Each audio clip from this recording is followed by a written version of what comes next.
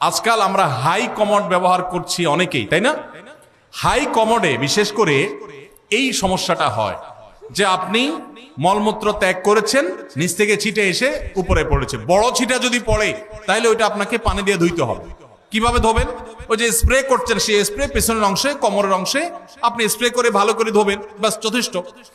আর যদি সামান্য ছোট ছোট ছিটা আসে, যেমন পেশাব করতে গেছেন, শুয়ের আগায় যে পরিমাণ পানি থাকে ওই পরিমাণ ছিটা পেশাবের আসছে, তাহলে তাতে ইনশাআল্লাহ নাপাক হবে না।